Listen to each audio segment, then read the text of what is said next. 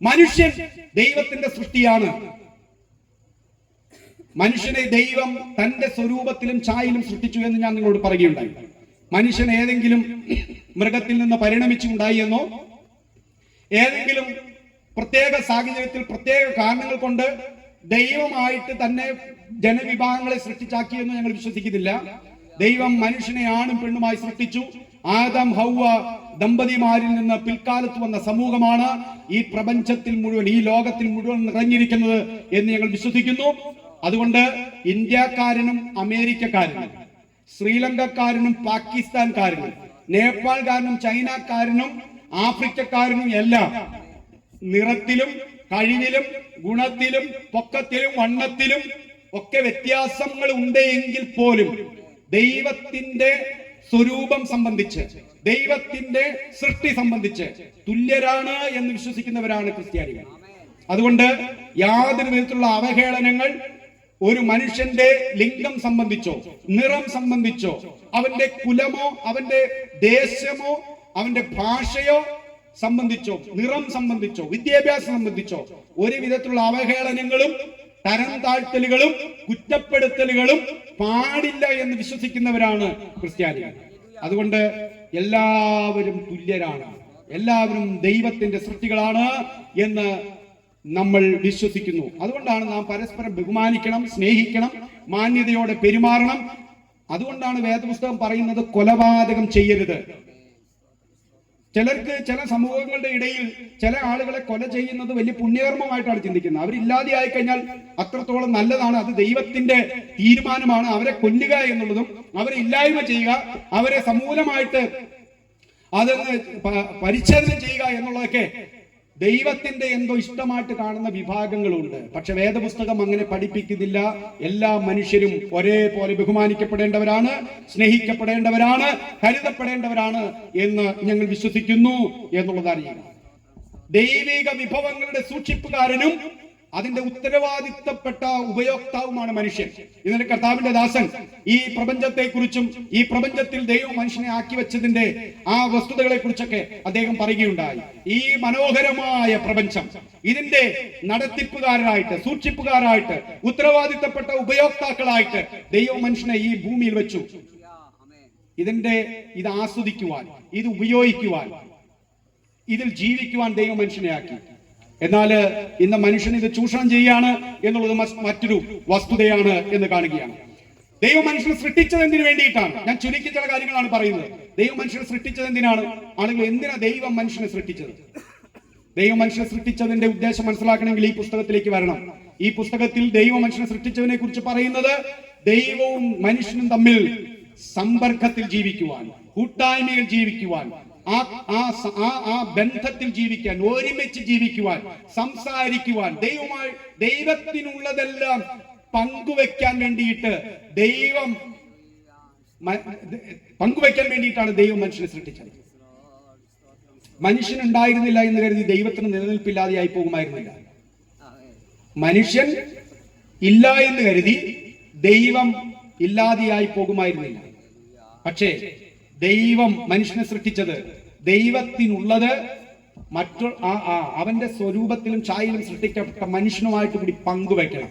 വേദപുസ്തകത്തിലെ ദൈവം മാത്രമാണ് താൻ ഇരിക്കുന്ന ഇടത്തേക്ക് തന്റെ മക്കളെയും കൊണ്ടുപോകും എന്ന് പറഞ്ഞിട്ടുള്ള ഒരു ദൈവം. യേശുക്രിസ്തു പറഞ്ഞത് നിങ്ങൾക്ക് ഓർമ്മയുണ്ടാകും, ഞാൻ പിന്നെയും വന്ന് നിങ്ങളെ എന്റെ അടുക്കൽ ചേർത്തുകൊള്ളും, ഞാൻ ഇരിക്കുന്ന ഇടത്ത് നിങ്ങളും ഇരിക്കും. ഞാൻ ഒരിടത്ത് ഇരിക്കും, നിങ്ങൾ വേറെ സ്ഥലത്ത് ഇരിക്കും എന്നല്ല പറഞ്ഞത്. ഞാൻ ഇരിക്കുന്ന ഇടത്ത്, എന്റെ വീട്ടിലേക്ക്, എന്റെ പിതാവിന്റെ ഭവനത്തിലേക്ക് ഞാൻ നിങ്ങളെ കൊണ്ടുപോകും. അപ്പൊ മനുഷ്യനെ എന്തിനാ ദൈവം സൃഷ്ടിച്ചത്? ദൈവവുമായിട്ടുള്ള ആ സംസർഗത്തിലും കൂട്ടായ്മയിലും ജീവിക്കാൻ വേണ്ടി. ഒരു ചിന്തകൻ പറഞ്ഞത് ഇതെങ്ങനെയാണ്? ടു എൻജോയ് ഗോഡ്, ദൈവത്തെ ആസ്വദിക്കാൻ വേണ്ടി, ദൈവത്തെ അനുഭവിക്കാൻ വേണ്ടി, ദൈവത്തിൽ സന്തോഷിക്കാൻ വേണ്ടി, ദൈവത്തെ അറിയാൻ വേണ്ടിയിട്ടാണ് ദൈവം മനുഷ്യനെ സൃഷ്ടിച്ചത്. പക്ഷേ ദൈവം, ഞാൻ നിങ്ങളോട് പറയുകയുണ്ടായി, ദൈവം സൃഷ്ടിച്ച ഈ മനുഷ്യൻ ഒരു റോബോട്ട് ആയിരുന്നില്ല, ഒരു യന്ത്ര മനുഷ്യനായിരുന്നില്ല. സ്വിച്ചിട്ടാൽ ഐ ലവ് യു എന്ന് പറയുന്ന ഒരു മനുഷ്യനായിട്ടല്ല. ദൈവത്തിന് ഇഷ്ടം വരുമ്പോൾ, ദൈവത്തിന് അങ്ങ് സ്നേഹത്തിന് ക്ഷാമം വരുന്ന സമയത്ത് കുറെ റോബോട്ടുകളെ സൃഷ്ടിച്ച് ദൈവം വെച്ചിരിക്കുകയാണെന്ന് കരുതുക. റിമോട്ട് അങ്ങ് അമർത്തുമ്പോൾ പറയാണ്, ദൈവത്തിന് സ്നേഹത്തിന് ക്ഷാമം വരുമ്പോൾ എല്ലാ റോബോട്ടുകളെയും ഞെക്കിക്കൊണ്ട് ഐ ലവ് യു. അതിലെന്താ ആസ്വാദനമുള്ളത്? എല്ലാ ദിവസവും നിങ്ങൾ പറയാണ്, നിങ്ങളുടെ ഭാര്യമാരോട് പറയാണ്, അല്ലെങ്കിൽ ഭാര്യയോട് പറയാണ്, ഞാൻ രാവിലെ എഴുന്നേറ്റ് വരുമ്പോൾ നീ എനിക്ക് ഗുഡ് മോർണിംഗ് പറഞ്ഞോളണം എന്ന് നിങ്ങൾ ഒരു കൽപ്പന പുറപ്പെടുവിച്ചിട്ട്, നിങ്ങളുടെ കൽപ്പനയുടെ അടിസ്ഥാനത്തിൽ നിങ്ങളുടെ ഭാര്യ എല്ലാ ദിവസവും ഗുഡ് മോർണിംഗും ഐ ലവ് യും പറയുകയാണെങ്കിൽ ആ സ്നേഹത്തിന് വല്ല വൈകാരിക അനുഭൂതി നിങ്ങൾക്ക് തോന്നുമോ? ഇല്ല, ഒരു വൈകാരിക അനുഭൂതി ഉണ്ടാകുകയില്ല. മറിച്ച് അതിന്റെ അകത്ത് നിന്ന് പ്രതീക്ഷിക്കാതിരിക്കുന്ന ഒരു സമയത്ത് നിങ്ങൾ കൊതിച്ചിരിക്കുമ്പോൾ നിങ്ങളുടെ അടുത്ത് വന്ന് വളരെ ആശ്ലേഷിച്ചുകൊണ്ട് വികാരഭരിതയായിട്ട് നിങ്ങളോട് പറയാണ്, ചേട്ടനോട് എനിക്ക് ഭയങ്കര ഇഷ്ടം തോന്നുന്നു എന്ന് പറഞ്ഞാലോ, നിങ്ങളുടെ നാഡീവ്യൂഹങ്ങളെല്ലാം ഉണർന്നെഴുന്നേൽക്കും. നിങ്ങൾ വളരെ ആവേശമുള്ള വ്യക്തിയായിട്ട് മാറും. നിങ്ങൾ ഊർജ്ജസ്വലതയുള്ള വ്യക്തിയായിട്ട് മാറും. കാരണം എന്താ? അത് നിങ്ങൾ ചോദിച്ചിട്ട് പറഞ്ഞതല്ല, ആ വ്യക്തിയുടെ ഹൃദയത്തിൽ നിന്ന്, ഉള്ളിൽ നിന്ന് പറഞ്ഞതാണ്. ഇതേപോലെ ദൈവം മനുഷ്യനെ സൃഷ്ടിച്ചത്. ഞങ്ങൾക്ക് മനസ്സിലാകാൻ വേണ്ടി ഇങ്ങനെയൊക്കെ പറഞ്ഞു എന്ന് മാത്രമേ ഉള്ളൂ. ദൈവം മനുഷ്യനെ സ്വതന്ത്ര ഇച്ഛാശക്തിയോടെയാണ് സൃഷ്ടിച്ചത്. അതുകൊണ്ടാണ് അവന് ശരി തെറ്റുകളെ തിരഞ്ഞെടുക്കാനുള്ള സ്വാതന്ത്ര്യത്തോടു കൂടിയ മനുഷ്യനെ സൃഷ്ടിച്ചത്. അതുകൊണ്ട് ദൈവം ഒരു തോട്ടത്തിൽ, ഒരു മനോഹരമായ ഗാർഡനിൽ മനുഷ്യനെ ആക്കി അവിടെ വെച്ചിട്ട് പറഞ്ഞു, നിന്റെ മുമ്പിൽ 2 വഴികളുണ്ട്, ജീവന്റെയും മരണത്തിന്റെയും വഴികൾ. നിനക്ക് ജീവവൃക്ഷത്തിൽ നിന്ന് ഭക്ഷിക്കാം, പക്ഷേ നന്മ തിന്മകളെ കുറിച്ച് അറിവ് നൽകുന്ന വൃക്ഷത്തിന്റെ ഫലം നീ കഴിക്കണ്ട. നന്മയും തിന്മയും എന്താണെന്ന് ഞാൻ നിന്നോട് പറയാം, നീ അത് കഴിച്ചറിയണ്ട. ഞാൻ ഇച്ചിരി ദൈവശാസ്ത്രമാണ് പറയുന്നത്, ശ്രദ്ധിച്ചു കേൾക്കണം. ദൈവം ആ തോട്ടത്തിൽ 2 വൃക്ഷഫലം സൃഷ്ടിച്ചു. എന്തൊക്കെയാണ്? ഒന്ന്, ജീവന്റെ വൃക്ഷഫലം. എന്താ ജീവന്റെ വൃക്ഷഫലം? ആ വൃക്ഷത്തിന്റെ ഫലം കഴിച്ചാൽ മനുഷ്യൻ എന്നേക്കും ജീവിക്കും. അത് കഴിക്കരുതെന്ന് ദൈവം പറഞ്ഞില്ല, അത് അവന് കഴിക്കാമായിരുന്നു. അതിനുള്ള സ്വാതന്ത്ര്യം അവന് കൊടുത്തിരുന്നു. പക്ഷേ ദൈവം പറഞ്ഞു, തോട്ടത്തിന്റെ നടുവിൽ മറ്റൊരു വൃക്ഷം ഉണ്ട്, അതിന്റെ പേരെന്താണ്? നന്മ തിന്മകളെ കുറിച്ച് അറിവ് നൽകുന്ന വൃക്ഷത്തിന്റെ ഫലം. അത് നീ കഴിക്കരുത്, അതിലേക്ക് നീ കൈ നീട്ടി അതെടുത്ത് കഴിക്കരുത്. ആ വൃക്ഷത്തിന്റെ പേരെന്താ പ്രത്യേകത? നന്മ തിന്മകളെ. നന്മ മനുഷ്യർ അറിയുന്നത് കൊണ്ട് തെറ്റില്ല, അതറിയാൻ അവൻ ദൈവം പറഞ്ഞു മാത്രം സ്വീകരിച്ചാൽ മതി. പക്ഷെ മനുഷ്യൻ ഒരിക്കലും തിന്മ അറിയരുതെന്ന് ദൈവം ആഗ്രഹിച്ചു. തിന്മ നീ അറിയരുത്. അതുകൊണ്ട് ആ വൃക്ഷഫലത്തിന്റെ നന്മ മാത്രമല്ല, പിന്നെ എന്തുകൂടെയുണ്ട്? തിന്മയും കൂടി നിന്നെ അറിയിക്കാനുള്ള ശേഷി ആ ഫലത്തിനുണ്ട്. അതുകൊണ്ട് കുഞ്ഞെ, നീ അതിൽ കയറി പിടിക്കരുത്. മനുഷ്യൻ സ്വതന്ത്ര ജീവിയാണ്. മനുഷ്യൻ അവന്റെ സ്വാതന്ത്ര്യം ദുർവിനിയോഗം ചെയ്തു. അവൻ ജീവന്റെ വൃക്ഷത്തിന്റെ ഫലം കയറി പിടിച്ച് കഴിക്കുന്നതിന് പകരം അവൻ കഴിച്ചത് നന്മ തിന്മകളെ കുറിച്ചുള്ള അറിവിന്റെ വൃക്ഷത്തിന്റെ ഫലം അവൻ കയറി കഴിച്ചു. അവൻ ഇന്ന് നന്മ മാത്രം അറിയുന്നവനല്ല. നിങ്ങളൊന്ന് കണ്ണ് ഓടിച്ച് മനുഷ്യൻ തിന്മ അറിഞ്ഞു തീർന്നോ? മനുഷ്യന്റെ തിന്മകൾ തീർന്നോ? പ്രിയപ്പെട്ടവരെ, ഓരോ ദിവസവും നമ്മൾ കേൾക്കുന്ന വാർത്തകൾ നമ്മെ കരളലിയിപ്പിക്കുന്നതാണ്, നമ്മുടെ നെഞ്ച് തകർക്കുന്നതാണ്. നമ്മുടെ സമൂഹത്തിന് എന്ത് പറ്റി? മനുഷ്യൻ എന്ത് സംഭവിച്ചു? നമ്മുടെ കുഞ്ഞുങ്ങൾക്കും കൗമാരപ്രായക്കാർക്കും എന്ത് പറ്റി? ഇത്ര ഭീകരമാണോ തിന്മ? ഇത്ര ഭീകരമാണോ പാപം? ദൈവം പറഞ്ഞു, കുഞ്ഞേ, നീ അത് കഴിക്കരുത്. ദൈവം കഴിക്കരുതെന്ന് പറഞ്ഞപ്പോൾ അതിന്റെ വരുംവരായികൾ അറിഞ്ഞുകൊണ്ടാണ് മനുഷ്യനോട് പറഞ്ഞത്. പക്ഷെ നിങ്ങൾക്ക് വീണ്ടും സംശയം ഉണ്ടാകാം. ആ സംശയങ്ങൾ എന്തെങ്കിലും ഉണ്ടെങ്കിൽ പിന്നാലെ യോഗത്തിന് ശേഷം വന്നാൽ പരിഹരിച്ചു തരാം. ഇന്ന് മനുഷ്യൻ തിന്മ അറിഞ്ഞുകൊണ്ടിരിക്കുകയാണ്, തിന്മയുടെ ആഴങ്ങൾ അറിഞ്ഞുകൊണ്ടിരിക്കുകയാണ്, തിന്മയുടെ വിവിധ ഭാവങ്ങൾ അറിഞ്ഞുകൊണ്ടിരിക്കുകയാണ്. സ്കൂളിൽ പഠിക്കാൻ പോകുന്ന കുട്ടികൾ പോലും എത്ര ക്രൂരമായിട്ടാണ് ഇടപെടുന്നത്. വെറും ചെറുപ്രായത്തിൽ തന്നെ നമ്മുടെ കുഞ്ഞുങ്ങൾ അക്രമവാസനയുള്ളവരായി, കൊലപാതക ചിന്തയുള്ളവരായിട്ട് മാറുകയാണ്. എന്റെയൊക്കെ ചെറുപ്രായത്തിൽ നമ്മളൊക്കെ ഏറ്റവും വലിയ പാപം ചെയ്യുന്നത് 1 രൂപ മോഷ്ടിക്കുന്നതാണ്. അത് മോഷ്ടിച്ചാൽ തന്നെ കാലും കൈയും വിറച്ച് അതിന്റെ കുറ്റബോധം എത്ര ഉണ്ടാകുമായിരുന്നു എന്നറിയാം. എപ്പോഴെങ്കിലൊക്കെ പറയും, ഞാൻ 1 രൂപ എടുത്തുട്ടോ, ഇന്ന് ഓനെ ഞാൻ കൊല്ലും എന്ന് പറഞ്ഞാൽ കൊല്ലും. അതാണ് ഡയലോഗ്. നിങ്ങൾ കേട്ടില്ലേ? നിങ്ങൾ അവന്റെ ഒന്ന് പോയി നോക്ക, അവന്റെ കണ്ണ് നോക്കുന്നതാണ് അവൻ പറഞ്ഞത്. ഓനെ ഞാൻ കൊല്ലും എന്ന് പറഞ്ഞാൽ കൊല്ലും. പറഞ്ഞതാരാ? മീശ മുളയ്ക്കാത്ത എന്ന് പറഞ്ഞു കഴിഞ്ഞാൽ അതിന് പ്രായപൂർത്തിയാകാത്ത പിള്ളേരാണ് ഈ പറയുന്നത്. ഞാൻ പറയുന്നതിന്റെ കാരണം എന്താണെന്നറിയാമോ? പാപം അതിന്റെ സംഹാര താണ്ഡവം ആടിക്കൊണ്ടിരിക്കുകയാണ്. പ്രിയപ്പെട്ടവരെ, മനുഷ്യൻ തിന്മകളുടെ ഏറ്റവും മോശമായ സാഹചര്യത്തിലേക്ക് നീക്കൊണ്ടിരിക്കുകയാണ്. ദൈവം മനുഷ്യൻ എന്തിനാ സൃഷ്ടിച്ചത്? പിശാചുമായിട്ടുള്ള സഹവർത്തിത്വനല്ല, ദൈവവുമായിട്ടുള്ള ബന്ധത്തിൽ കഴിയാനാണ്. മനുഷ്യൻ അങ്ങനെ പാപം ചെയ്ത് ദൈവത്തിൽ നകന്നുപോയി. പാപം ചെയ്ത് ദൈവത്തിൽ നകന്നുപോയ മനുഷ്യനെ ദൈവം സ്നേഹിച്ചു.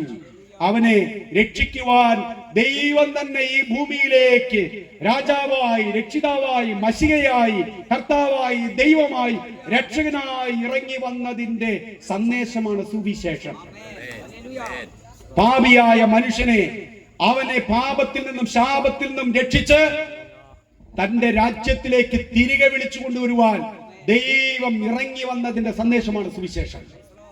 മനുഷ്യ, നിനക്ക് രക്ഷയുണ്ട്, നിനക്ക് മോചനമുണ്ട്.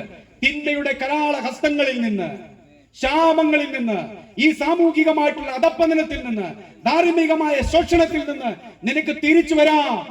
നിനക്ക് സമാധാനത്തിൽ ജീവിക്കാം, നിനക്ക് സന്തോഷത്തിൽ ജീവിക്കാം, നിനക്ക് രക്ഷയുണ്ട്, നിനക്ക് സ്വർഗരാജ്യമുണ്ട്, നിനക്ക് പാപമോചനമുണ്ട് എന്ന് നിന്നോട് പറയുന്നതാണ് സുവിശേഷം. പക്ഷേ ഇത് നിനക്ക് സ്വീകരിക്കാൻ കഴിയുന്നതും ഇത് നിന്റെ ജീവിതത്തിലേക്ക് വരുന്നതും ആ സന്ദേശത്തിൽ നീ വിശ്വസിക്കുമ്പോഴാണ്. എന്തുകൊണ്ടാണ് വിശ്വസിക്കുമ്പോൾ എന്ന് പറയാൻ കാരണം? അതിനൊട്ടനവധി കാരണങ്ങളുണ്ട്. അതിന്റെ ഒരു കാരണം ഞാൻ പറയാം. ഏദൻ തോട്ടത്തിൽ മനുഷ്യൻ ദൈവത്തെ അവിശ്വസിക്കുകയാണ് ചെയ്തത്, അല്ലെ? ഏദൻ തോട്ടത്തിൽ ദൈവം പറഞ്ഞതിനെ മനുഷ്യൻ അവിശ്വസിച്ച് പിശാചിന്റെ വാക്ക് വിശ്വസിച്ചു പോയി. ആ പിശാചിന്റെ വാക്ക് വിശ്വസിച്ചു പോയ മനുഷ്യന് ഇനി ദൈവത്തിങ്കിലേക്ക് തിരികെ വരാൻ ദൈവം വെച്ചതും എന്താണ്? ദൈവം അവിടെ എന്ന് പറഞ്ഞ കാര്യം വിശ്വസിച്ചുകൊണ്ട് ദൈവത്തിങ്കിലേക്ക് തിരിച്ചു ചെല്ലുക. അതാണ് വിശ്വാസം. ഇനി പാപിയായ മനുഷ്യന് പാപത്തിൽ നിന്ന് തന്നെ രക്ഷിക്കുവാൻ സ്വയമേ കഴിയുകയില്ല. നിങ്ങൾ എന്നെ ഒന്ന് നോക്കുന്നത് നല്ലതായിരിക്കും. ഞാൻ ഈ കസേരയിൽ ഇരുന്നു കൊണ്ട് ഈ കസേര ഞാൻ തന്നെ ഉയർത്തുവാൻ നോക്കിയാൽ എന്നെ കൊണ്ടത് സാധ്യമല്ല. ഈ കസേരയിൽ ഞാൻ ഇരുന്നിട്ട് എന്നെ തന്നെ ഉയർത്തുവാൻ ഞാൻ ശ്രമിച്ചാൽ അതൊരിക്കലും സാധ്യമാകുകയില്ല. നീന്തൽ അറിയില്ലാത്ത ഒരു മനുഷ്യൻ വെള്ളത്തിൽ അകപ്പെട്ടാൽ അവന് സ്വയമേ രക്ഷപ്പെടുവാൻ കഴിയുകയില്ല എന്നുള്ളതുപോലെ പാപിയായ മനുഷ്യന് അവന്റെ പാപത്തിൽ നിന്ന് സ്വയമേ രക്ഷിക്കാനുള്ള കഴിവില്ല. അവനെ രക്ഷിക്കുവാൻ മറ്റൊരാളുടെ സഹായം ആവശ്യമുണ്ട്. പാപമില്ലാത്ത, പാപി അല്ലാത്ത ഒരാളുടെ സഹായം അത് ദൈവം മാത്രമേ ഉള്ളൂ. അതുകൊണ്ടാണ് ദൈവം മനുഷ്യനായി വന്നത്. മനുഷ്യനാണ് പാപം ചെയ്തത്.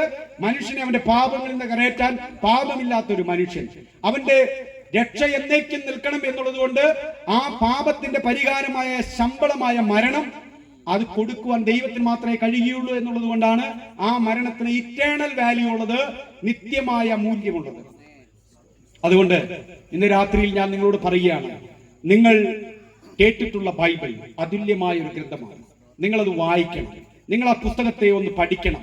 നിങ്ങൾ അതിനെ ഏതെങ്കിലും വിധത്തിലുള്ള ഒരു ചിന്തയോടുകൂടി ഒന്ന് സമീപിച്ചിട്ട് അതൊന്ന് വായിക്കുകയും പഠിക്കുകയും ചെയ്താൽ ഈ പുസ്തകം നിങ്ങളുടെ ജീവിതത്തിലും കുടുംബത്തിലും വരുത്തുന്ന മാറ്റങ്ങൾ നിങ്ങൾക്കൊരിക്കലും ഊഹിക്കാവുന്നതല്ല. അതിന്റെ അളവുകൾ വലിയതായിരിക്കും, ആ മാറ്റങ്ങൾ വലിയതായിരിക്കും. അതിൽ നിങ്ങൾ ഒരു വ്യക്തിയെ കണ്ടെത്തും. അത് മറ്റാരുമല്ല, ഒന്ന് അത് നിങ്ങളെ തന്നെ അതിൽ നിങ്ങൾ കണ്ടെത്തും. നിങ്ങളെ രക്ഷിക്കുന്ന ഒരു ദൈവത്തെയും നിങ്ങൾ കണ്ടെത്തും. നിങ്ങളെ സ്നേഹിക്കുന്ന, നിങ്ങളുടെ പാപങ്ങൾ ക്ഷമിക്കുന്ന, നിങ്ങളുടെ കുറവുകൾ തീർക്കുന്ന, നിങ്ങളെ മനുഷ്യനാക്കി മാറ്റുന്ന, നിങ്ങളെ മനുഷ്യത്വത്തിലേക്ക് കൊണ്ടുവരുന്ന, ദൈവത്തിലേക്ക് കൊണ്ടുവരുന്ന, നിങ്ങളെ സ്നേഹിക്കുന്ന നീതിമാനായ, സ്നേഹവാനായ ഒരു ദൈവത്തെയും നിങ്ങൾ കണ്ടുമുട്ടും. ഇന്ന് രാത്രിയിൽ ഞാൻ എന്റെ പ്രഭാഷണം അവസാനിപ്പിക്കുമ്പോൾ എനിക്ക് നിങ്ങളോട് പറയാനുള്ള ദൂത് എന്ന് പറയുന്നത്, നിങ്ങളുടെ ജീവിതത്തിൽ ഒരു മാറ്റം ആവശ്യമാണെന്ന് നിങ്ങൾ വിശ്വസിക്കുന്നുവെങ്കിൽ, പ്രിയപ്പെട്ടവരെ, ഇതൊന്നൊരു നിർബന്ധത്താലുള്ള സന്ദേശമല്ല. നിങ്ങൾ ഈ കേട്ട സന്ദേശത്തിന്റെ അതിന്റെ പ്രധാനപ്പെട്ട ചിന്തകൾ നിങ്ങൾ മനസ്സിലൊന്ന് കോർത്തിണക്കി അതിനെക്കുറിച്ച് ചിന്തിക്കുക. എന്നിട്ട് നിങ്ങൾ ധ്യാനിക്കുക. ആരാണ് യേശു? എന്താണ് ബൈബിൾ? എന്താണ് ഈ സുവിശേഷം? ഞാൻ നിങ്ങളോട് പറയട്ടെ. അന്ധകാരം പിടിച്ച ലോകത്തിൽ, കൂരിരുട്ട് മൂടിയിരിക്കുന്ന ഈ ലോകത്തിൽ, മനുഷ്യന് അപ്പനേതാണ്, അമ്മയേതാണ്, സഹോദരൻ ഏതാണ്, സഹോദരി ഏതാണ്, മകൻ ഏതാണ്, മകളേതാണ് എന്നുള്ള ആ കാഴ്ചകളെല്ലാം നഷ്ടപ്പെട്ട് അന്ധകാരത്തിൽ തപ്പിത്തടയുന്ന, കൂരിരുട്ടിൽ കിടക്കുന്ന കുടുംബങ്ങളെയും സമൂഹങ്ങളെയും രാഷ്ട്രങ്ങളെയും രക്ഷിക്കുവാൻ ഒരേ ഒരു പ്രകാശമേ ഉള്ളൂ. അത് ലോകത്തിന്റെ വെളിച്ചമായ യേശു ക്രിസ്തു മാത്രമാണ്. യേശു പറഞ്ഞു, ഞാൻ ലോകത്തിന്റെ വെളിച്ചമാകുന്നു. എന്നിൽ വിശ്വസിക്കുന്നവൻ ഇരുളിൽ നടക്കാതെ വെളിച്ചത്തിൽ നടക്കും. യേശുവിൽ വിശ്വസിച്ചാൽ നിങ്ങളുടെ ജീവിതത്തിലെ അന്ധകാരം മാറും, നിങ്ങളുടെ ഇരുട്ട് മാറും, നിങ്ങളുടെ അസമാധാനം മാറും, നിങ്ങളുടെ വിഷയങ്ങൾക്ക്, നിങ്ങളുടെ പാപം എന്ന് പറയുന്ന ആ വലിയ കൂരിരുട്ടിൽ നിന്ന് നിങ്ങൾ മാറി വെളിച്ചത്തിലേക്ക് വരും. ഇന്ന് രാത്രി ഞാൻ നിങ്ങളെ ബുദ്ധി ഉപദേശിക്കുകയാണ്. അന്ധകാരം പിടിച്ച നിങ്ങളുടെ ജീവിതത്തെ പ്രകാശപൂർണമാക്കുവാൻ യേശുവിന് മനസ്സുണ്ട്. നിങ്ങൾക്ക് മനസ്സുണ്ടോ? രക്ഷപ്പെടുവാൻ നിങ്ങൾക്ക് മനസ്സുണ്ടോ? സൗഖ്യമാകുവാൻ നിങ്ങൾക്ക് മനസ്സുണ്ടോ? ഇത് വിശ്വാസമാർഗമാണ്, പ്രവൃത്തിയാലുള്ളതല്ല. ഇത് നിങ്ങൾ സ്വീകരിച്ചാൽ മാത്രമാണ് നിങ്ങൾക്ക് ഈ സന്ദേശത്തിന്റെ ഗുണം മനസ്സിലാക്കാനായിട്ട് കഴിയുള്ളൂ. അതുകൊണ്ട് ഇന്ന് രാത്രിയിൽ പ്രിയപ്പെട്ടവരെ, എനിക്ക് നിങ്ങളോട് ബുദ്ധി പറയാനുള്ളത്, ഇവിടെ വിശ്വാസികളായ ആളുകളുണ്ട്, നിങ്ങളോട് പറയാനുള്ളത്, നിങ്ങളുടെ കരങ്ങളിൽ എന്തിയ, നമ്മുടെ കരങ്ങളിൽ എന്തിയിരിക്കുന്ന ഈ വേദപുസ്തകം എത്ര മനോഹരമാണ്, എത്ര അതുല്യമായ പുസ്തകമാണ്. ഇത് നിങ്ങൾ വായിക്കുക, ഇത് ധ്യാനിക്കുക, ഇത് പഠിക്കുക, ഇത് നിങ്ങൾ പാരായണമാക്കുക, ഇത് നിങ്ങളുടെ ജീവിതത്തിൽ പ്രാവർത്തികമാക്കുക. നിങ്ങളുടെ വ്യക്തിപരമായ ജീവിതത്തിൽ, കുടുംബത്തിൽ, സമൂഹത്തിൽ, ജോലി സ്ഥലങ്ങളിൽ നിങ്ങൾ എങ്ങനെയായിരിക്കണമെന്ന് ഈ പുസ്തകം നിങ്ങളോട് പറയുന്നുണ്ട്. ഭാര്യാഭർത്തൃ ബന്ധം എങ്ങനെയായിരിക്കണമെന്ന് ഈ പുസ്തകം നിങ്ങളോട് പറയുന്നുണ്ട്. ജോലി സ്ഥലത്ത് നിങ്ങളുടെ ബന്ധം എങ്ങനെയായിരിക്കണം എന്നുള്ളത് പുസ്തകം നിങ്ങളോട് പറയുന്നുണ്ട്. നിങ്ങൾ സമൂഹത്തിൽ എങ്ങനെ ജീവിക്കണം, ഒരു രാഷ്ട്രത്തിൽ എങ്ങനെ കഴിയണം, രാജാക്കന്മാരോടും നിയമവാഴ്ചകളോടുമുള്ള നിങ്ങളുടെ സമീപനവും ബന്ധവും എങ്ങനെയായിരിക്കണം, ടാക്സ് കൊടുക്കുന്നതിനെ കുറിച്ച് പുസ്തകം പറയുന്നുണ്ട്, നിയമങ്ങൾ അനുസരിക്കുന്നതിനെ കുറിച്ച് പുസ്തകം പറയുന്നുണ്ട്. ഈ പുസ്തകം പാരായണം ചെയ്യുന്നത് നിങ്ങൾ അവസാനിപ്പിക്കാതിരിക്കുക. ഈ പുസ്തകത്തിന്റെ വായന നിങ്ങൾ എന്നാണോ നിർത്തുന്നത്, നിങ്ങൾ അന്ന് മനുഷ്യത്തിൽ നിന്ന് അകന്നുകൊണ്ടിരിക്കും, ദൈവിക സ്വഭാവങ്ങളിൽ നിന്ന് നിങ്ങൾ അകന്നുകൊണ്ടിരിക്കും. അതുകൊണ്ട് വിശ്വാസികളോടുള്ള എന്റെ അഭ്യർത്ഥനയും അപേക്ഷയും, വേദപുസ്തക വായന നിങ്ങൾ ഒരു ശീലമാക്കുക. അത് നിങ്ങളുടെ ആഹാരമായിരിക്കുക, അത് നിങ്ങളുടെ ചട്ടമായിരിക്കട്ടെ, അത് നിങ്ങൾക്ക് തേനും തേൻകട്ടയുമായിരിക്കട്ടെ, അത് നിങ്ങളുടെ പ്രസംഗ വിഷയമായിരിക്കട്ടെ. അതിൽ നിന്ന് നിങ്ങൾ പഠിപ്പിക്കുക, അതിൽ നിന്ന് നിങ്ങളുടെ ജീവിതം നിങ്ങൾ പണിതെടുക്കുക. അതിൽ കാണുന്ന വ്യക്തിയുമായിട്ടുള്ള ബന്ധം നിങ്ങൾ സൂക്ഷിക്കുക, ആ ബന്ധത്തിൽ നിങ്ങൾ വളരുക, അത് കേൾക്കാൻ നിങ്ങൾ ആഗ്രഹിക്കുക, വ്യക്തിയോട് ചേർന്നിരിക്കാൻ നിങ്ങൾ ആഗ്രഹിക്കുക. ഇന്ന് രാത്രി എന്നെ കേൾക്കുന്ന ആരെങ്കിലും ഈ മനോഹരമായ ജീവിതാവസ്ഥയിലേക്ക് വന്നിട്ടില്ലെങ്കിൽ നിങ്ങൾക്ക് അതിനുള്ള അവസരമുണ്ട്. യേശുവേ, ഞാനൊരു പാപിയാണ്, എന്റെ പാപങ്ങൾ എന്നെ ക്ഷമിക്കണമേ, എന്നെ അവിടുന്ന് സൗഖ്യമാക്കണമേ, എന്നെ അവിടുത്തെ മകനായി മകളായി സ്വീകരിക്കണമേ എന്ന് നിങ്ങൾ ആത്മാർത്ഥതയോടെ, പശ്ചാത്താപത്തോടെ നിങ്ങൾ ദൈവത്തിന്റെ സന്നിധിയിലേക്ക് കടന്നു വന്ന് യേശുവിനോട് നിങ്ങൾ പ്രാർത്ഥിക്കുമെങ്കിൽ നിങ്ങളുടെ പാപങ്ങൾ ആ നിമിഷം ക്ഷമിച്ച് നിങ്ങൾ ദൈവമകനാക്കുവാൻ, ദൈവമകളാക്കുവാൻ യേശുവിന് കഴിയും. യേശു നിങ്ങളെ സ്വതന്ത്രനാക്കും, യേശു നിങ്ങളുടെ ജീവിതത്തിൽ പ്രകാശം വരുത്തും എന്നുള്ള ആ ആഹ്വാനത്തോടെ ഞാൻ എന്റെ വാക്കുകൾ അവസാനിപ്പിക്കുന്നു. കർത്താവായ യേശു ക്രിസ്തു നിങ്ങളെല്ലാവരെയും അനുഗ്രഹിക്കുമാറാകട്ടെ.